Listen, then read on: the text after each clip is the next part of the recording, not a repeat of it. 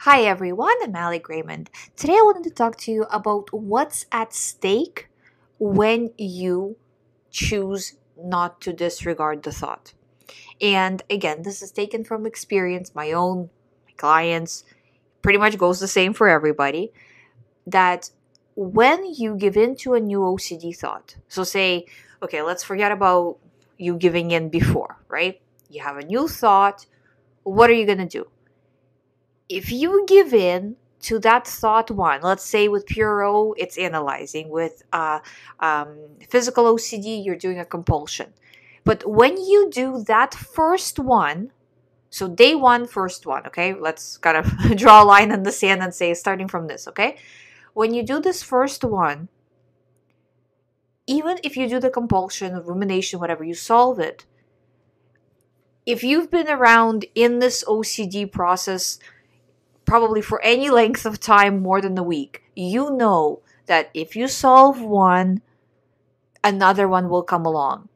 It's like you're setting this mechanism in motion. So it's very important for you to understand that if you are in the state of high anxiety, you doing a compulsion not only makes OCD worse in the long term, but your brain is seeing that, oh, you're scared, okay, I'll send you another one that's very similar. Okay, you do that one too, okay, I'll send you another one. You're setting a mechanism in motion for your immediate future.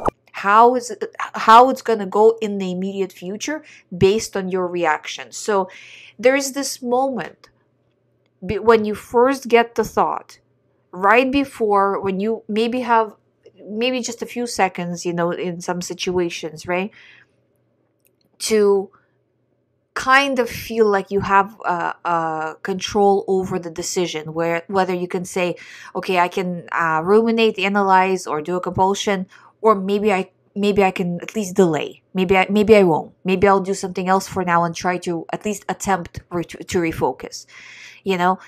That time is critical.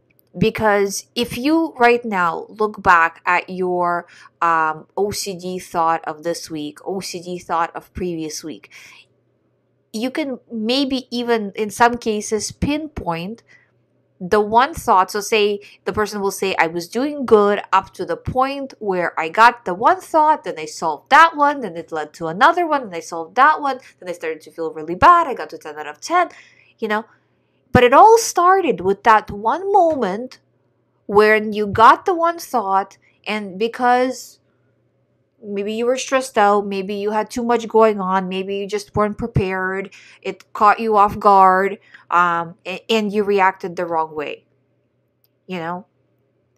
So based on that experience of before, right? Next time you get a thought, look at it as not the immediately, okay, if I just do reassurance, immediately I will feel better.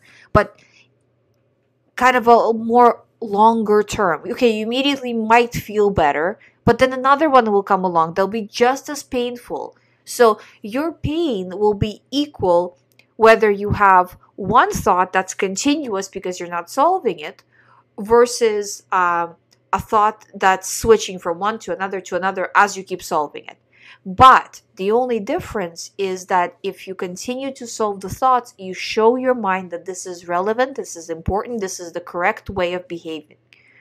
So not for you behaving, but for for you and for your mind, that it's correct to send you anxiety, fear, these types of thoughts, because you continuously take the bait, you continuously react. So it wants you to react with fear, you react with fear. That means that the question, right, the OCD trigger, right, was right. Do you know what I mean? Like, that's how your mind looks at it. It doesn't matter if you're worried about the red balloon. If it sends you, oh hey, you should worry about the red balloon, you're like, okay, I'll worry about red balloon. Then your mind concludes that the red balloon was right, and then it will send you a blue balloon just to see, a green balloon just to see, right?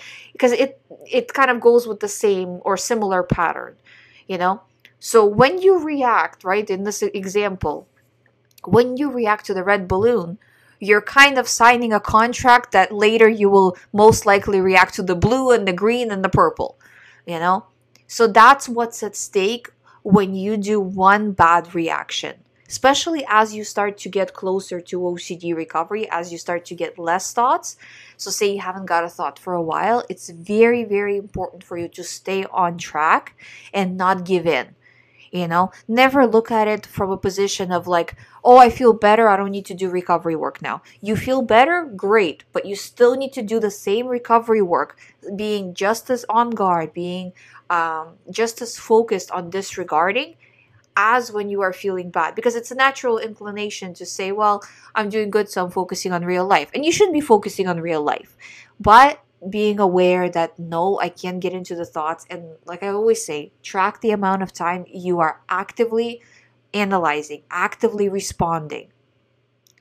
Because if you're not even tracking it, it's hard to recover when you're not even being aware of how much time you're spending actively ruminating. So that it really does help, especially with Puro. With physical compulsion, track the amount of compulsions and again, gradually reduce. And on the days that you feel good, continue to track, continue to reduce.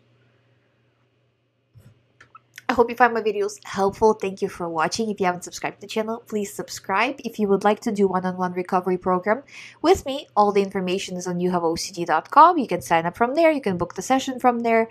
It's all on the website. My schedule is there as well. Thank you for watching. I'll see you tomorrow.